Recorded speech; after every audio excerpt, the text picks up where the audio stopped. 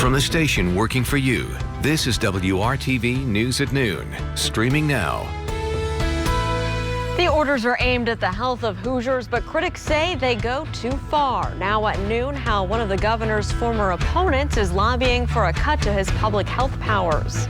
And checking for your stimulus check, we'll show you where to look to find exactly when your COVID relief payment will hit your bank account. Thanks for joining us here on the News at Noon on WRTV. I'm Lauren Casey. Todd Clausen is standing by at home this midday with a check of our forecast for this Tuesday. Todd, what can people expect if they're heading out for their lunch hour? You're going to need to bundle up, and you're walking out to a lot of clouds here, Lauren, and there's even a little bit of patchy drizzle. So overall, it's just kind of this nasty, damp feeling that we have out there, and I don't think a whole lot is going to change as the day goes on. Here's the view from downtown looking off to the west, and you can see that moisture that's out there. It's just kind of stuck between the ground and the base of the clouds. We had that little wintry mix that went through this morning. It didn't provide much in the way of rainfall and or snow showers, but all that moisture is down just trapped here in the atmosphere, and it's going to remain that way throughout much of the day. Don't be surprised if you see a flurry and or have a little bit of drizzle if you're going to be out and about. Just simply so light radar isn't really picking it up all that well. And then off to the west, you do see that there's some clearing that's taking place across parts of Illinois. I simply just don't think a lot of that is going to get in here. Now, temperatures are in the 30s, but with the dampness out there, it feels like it is in the 20s. So make sure you bundle up this afternoon. We do start to clear out a little bit once the sun starts to set. We'll talk about tomorrow and beyond and look ahead to the weekend coming up in just a few minutes, Lauren. All right, Todd, thank you. The latest coronavirus numbers are just in from the state health department. While new cases continue to be lower than their recent highs, new deaths are still on the rise. Today, the department reports more than 3,400 new cases of COVID-19, along with 142 newly reported deaths. That pushes Indiana past the 8,200 deaths since the pandemic began. After trending downward for days, hospitalizations are also on the rise. The number of COVID-19 patients in state hospitals is now back above 2,900. Today at the State House, about 20 Hoosiers held a small rally calling for Governor Holcomb's power to issue pandemic executive orders to be cut. The rally was organized by a political committee led by former Libertarian candidate for governor Donald Rainwater. They're calling on Republican House Speaker Todd Huston to have the entire House take up a bill that could reduce the governor's public health powers. They say they believe the bill would not get a fair hearing in a legislative committee. And we don't believe that House Speaker Huston should be deciding what gets heard by the 100 representatives and what does not, because that's one person deciding for everybody. Well, the bill is being sponsored by Representatives Kurt Nicely of Kosciuszko County and John Jacob of Indianapolis. They're the only two House members who refused to wear masks during the legislature's Organization Day. That was back in November. New this midday, if you haven't received your stimulus payment yet, you can now check and see when it might show up in your bank account or in your mailbox. Today, the IRS has launched its Get My Payment tool on its website. If you go to irs.gov, you can find out when your COVID relief check was mailed or when the payment was sent as a direct deposit to your account. The agency says if you're eligible to receive a second stimulus payment, you should not have to do anything extra to obtain it. The bid to overturn the November presidential election is set to take center stage tomorrow on Capitol Hill. Former Indiana Senator Joe Donnelly is among those questioning lawmakers who are leading that effort, including the man who beat him in the Senate race back in 2018. Only on WRTV, the Democrat is also talking about the president's recent phone call to the top election official in Georgia. In that call, the president is asking the Georgia election official to find more than 11,000 votes on his behalf. What do you make of that call? Do you think that's an impeachable offense? There have actually, Raphael, been 3 different recounts conducted in Georgia already. And every one of them showed almost the exact same result as what we have. And so I think that it was a clear effort to overturn the election. The president in court right now, I think they've had 61 court decisions. They've lost 60 of them. That was worse than the New York Mets in 1962. And so, it's a situation that I think in the next few weeks, obviously, President-elect Biden will be inaugurated, and hopefully this sideshow will go away. Tomorrow, members of the Senate, Republican members of the Senate, and a number of House members will oppose the Electoral College vote. What do you make of that, sir? As Paul Ryan, the former Speaker of the House, a Republican, put it, he said, this is anti-democratic. It's actually anti-conservative. It's an attack on our Constitution and our election system. And I think it's just out of fealty or fear to Donald Trump, to President Trump. That was Raphael with that report. Senator Mike Braun is also among those requesting the creation of a commission to conduct an emergency 10-day audit of the election returns. However, every state has already legally certified their voting results, including some states that have conducted multiple recounts. WRTV has reached out to Braun's office for a comment as of yesterday afternoon, but so far they have not responded. We could know as soon as tonight which party will control the U.S. Senate. It all comes down to a pair of runoff elections happening right now in the state of Georgia. Republican Senators Kelly Loeffler and David Perdue are trying to hold off strong challenges from Democrats Raphael Warnock and Jon Ossoff. If the Democrats manage to win both races, it would create a 50-50 tie in the Senate. That would then give Democrats control, since Vice President-elect Kamala Harris will soon have a tie-breaking vote. The Marion County Prosecutor's Office is working to revisit criminal convictions that shouldn't have taken place. The Prosecutor's Office is creating a conviction integrity unit. It will take a closer look at past cases that led to wrongful convictions, cases like the one involving Roosevelt Glenn. Back in 1993, Glenn and another man were falsely accused of rape in Hammond. He spent nearly 17 years in prison, even though he was innocent. Now I look back at the different people that I knew in my life that told me about the system, that I always thought they was exaggerating. But now for my own self, I see this is not exaggeration. This is real life. This really happens. And now I'm a victim of this justice system. Glenn has since written a book about his experience, and he also speaks frequently on college campuses. The Office of Marion County Prosecutor Ryan Mears has not said exactly when his conviction integrity unit will begin its work. Well, there's a new place to have lunch right along Mass Ave. It's open today. Several new places are opening. In fact, they're up-and-coming businesses hoping to be part of a revival for one downtown district. Todd. And Lauren, looking forward to trying those places you're about to tell us about. Not much is going to change in the weather department. We're locked in with the clouds. We have no major storm systems heading our way, and that's going to result in temperatures not doing a whole lot here throughout the remainder of the week. I'll let you know when the sunshine is set to return, though, coming up in your WRTV Storm Team forecast. ABC's General Hospital. New this midday, if you own a small business out in Wayne Township, you can now apply for grants to help you stay open in this pandemic. The Wayne Township Trustee's Office is offering $2,000 grants of up to 30 small businesses in the area. The money can be used to help pay employees, taxes, rent, or utility costs. To be eligible, businesses must have been established in Wayne Township by 2018, have at least 4 employees, and be able to show their revenue was impacted by the pandemic. You can find out how to apply for these grants right now by going to our website, WRTV.com. Well, the next piece of the BOTTLEWORKS district development along Mass Ave is now officially open to the public. Take a look. The Garage Food Hall is just a short walk from the new BOTTLEWORKS hotel that opened last month. The food hall has a lot of options from local chefs and artisans, all behind the garage's roll-up doors. General manager says that despite the name, there's more than just food inside. Aside from that, we also want to talk about the fact that we have retail and we have services. So here we're essentially a marketplace in a community, a destination, if you will, where you can come in and you can dine with us. We've got entertainment so that your family can be entertained. We love to have your kiddos down here as well. So, you know, it's really, it's a destination that offers so many things.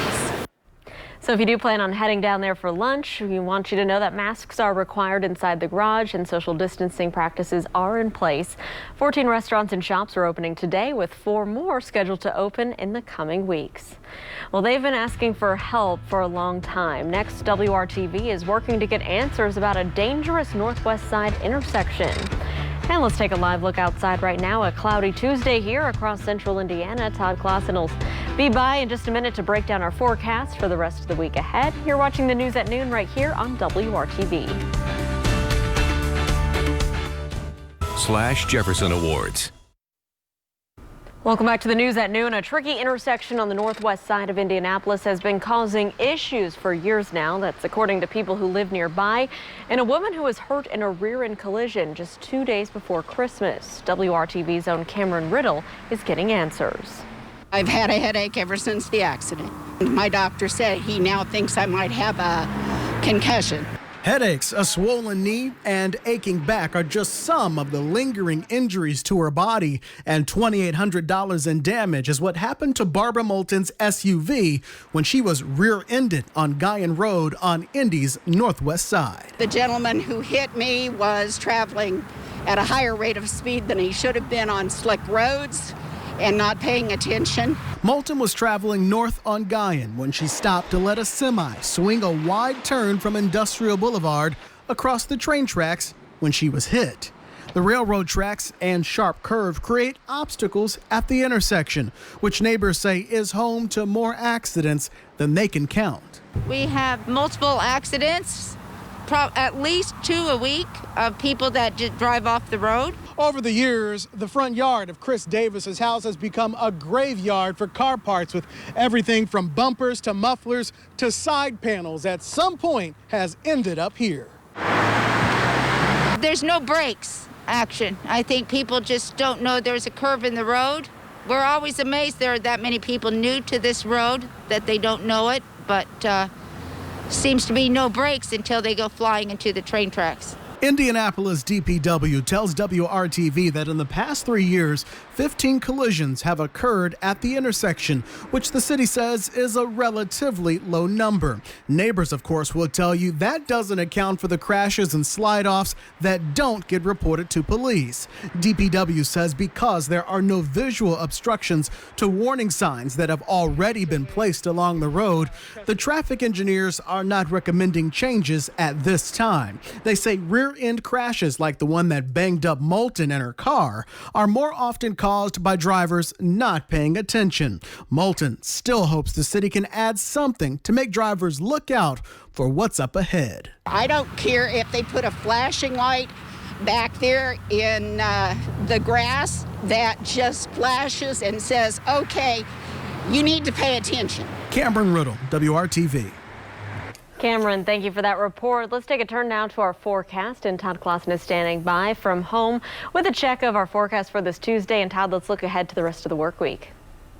Yeah, you know, Lauren, as we go forward in this week, I wish I could tell you things are going to be much better than today, that we're going to get into all this sunshine, that it's going to get warmer. Unfortunately, I can't tell you that. Yesterday was probably the best weather day of the week, and if you've been outside, you definitely know that. We have the clouds, we have some drizzle, we have some wind out there, and chilly temperatures. But the wintry mix that we dealt with earlier this morning has come to an end. Yes, there could be some patchy drizzle. Yes, there could be a flurry, but nothing substantial. Lots of clouds for the remainder of the week. Temperatures officially going to go in the books as pretty seasonable in the mid-30s, but it's going to feel even cooler than that. Here's a live look outside right now as you look past White River State Park off to the west. And even from when I showed you this tower camera at the beginning of the news at noon, when we had more in the way of reduced visibility, you can see it's improved a little bit. And that's just what we're going to be dealing with here throughout the course of the afternoon hours. There'll be some areas that have some patchy drizzle, some areas that are a little clearer than others. 32 is the official temperature, but that wind is out of the northwest. That's that cold wind direction. 15 mile per hour, and that makes it feel like 22 degrees. But honestly, it feels even colder than that when you just figure in the dampness is out there. That doesn't go into the wind chill or real feel value. Everybody's in the 20s except Richmond at 28 degrees right now, 34 in Bloomington. Here are those real feel temperatures across all of central Indiana, and it feels like it's in the 20s anywhere you go. So if you need to go outside, bundle up. You don't have to worry about any rain gear, but you definitely need to have the hat and gloves handy with these skies that'll be mostly cloudy throughout the afternoon and temperatures in the 30s. The clearing line is not far off to our west. In fact, skies tried to clear a little bit in Lafayette, but we'll have the clouds throughout the day today. They may thin for maybe a few peaks of sunshine later on this evening, then back off to the west. There's no weather makers heading our way, but a little bit of that clear sky will work its way in throughout the evening. We drop down into the 20s, and then overnight tonight with the clouds a little thinner, temperatures will be in the mid-20s to start tomorrow. So it's a chilly start to the day. And then tomorrow, not much of a change. Unfortunately, as I mentioned, we'll only be in the mid-30s for your afternoon high. When will we see a bit of a change? Well, I think that arrives late Friday and then into the weekend. Friday, the clouds should start to thin out, and then Saturday and Sunday, we're looking at partly cloudy skies, so a good amount of sunshine both days. It's a little cooler in the mornings. We're talking about teens and probably low 20s both Saturday and Sunday with the clearer skies overnight, but at least the sunshine, even though the temperatures will still be in the mid-30s, Lauren, that always helps everything. So we just got to be patient here. No major storm systems, but just not a lot of sunshine heading our way until we get again into that Saturday and Sunday forecast. All right, Todd, thank you so much. So their love story began late in their lives as they got married in their 70s back in 2003. Well, now tale as old as time continues, even though the pandemic has changed it. Scripps reporter Sophia Millar has their story from Lexington, Kentucky. Bob Parrish has not seen his wife in months. There are no in-person visits at her long-term care facility in Lexington. There's a feeling that she's not here, but I know she's here.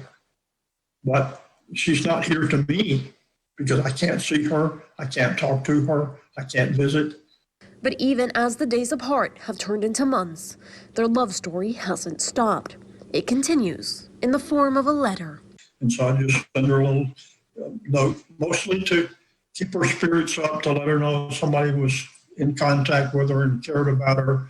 And it was important that she take care of herself and, be strong. Parrish writes to his pretty lady at least twice a week. I was just doing what I thought I needed to be doing to try to put a little bit of happiness in Becky's life. For Christmas, staff at Sayre Christian Village filled a book with Bob's letters to Rebecca, tracing back to March. But Parrish says the real gift will come the day they can reunite. She may have a hard time recognizing me now because I've had a haircut since she saw me last. Parrish says he thinks of her daily, of her days at Sayre Christian Village, of the moments he's missing with her. That's why as soon as they say a 90-year-old can be vaccinated, I'm on my way down to get vaccinated. And so he writes until that day when the pandemic is under control. And that was Sophia Millar with that report. When we come back here, it is our time for the pet of the week. And we'll see if you want to meet this guy. This is Theo. We'll see if he is the perfect person for your family. Stick around. The News at Noon continues just after this short break.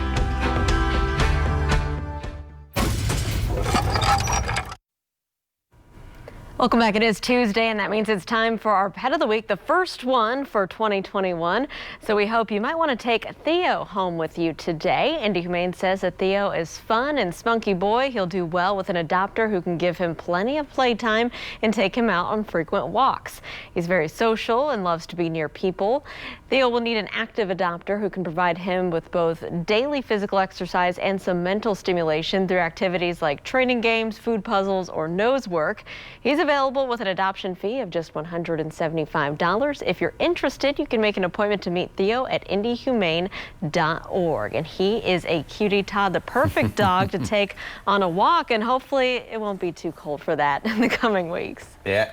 It looks like Theo's been exploring some of the parks across central Indiana, Lauren. So, yeah, if somebody's looking for a hiking companion, a walking companion, or just an overall companion, he should be a great addition to the family. And a lot of other pets there as well need homes. So go check out what the Humane Society has to offer. Here's your forecast. You mentioned walking the dog, going to have to bundle up. You don't have to worry about any precipitation. Temperatures, a little deceiving there with my high of 38. It's going to feel like the 20s when you factor in the wind today. More clouds, 38 tomorrow. We probably don't work much in the way of sunshine, Lauren, back into this forecast until the weekend. But at this point, Saturday and Sunday look pretty nice. All right, Todd, thanks so much. And thank you for joining us and making WRTV your choice for news. We'll see you back here at 5. Have a great day.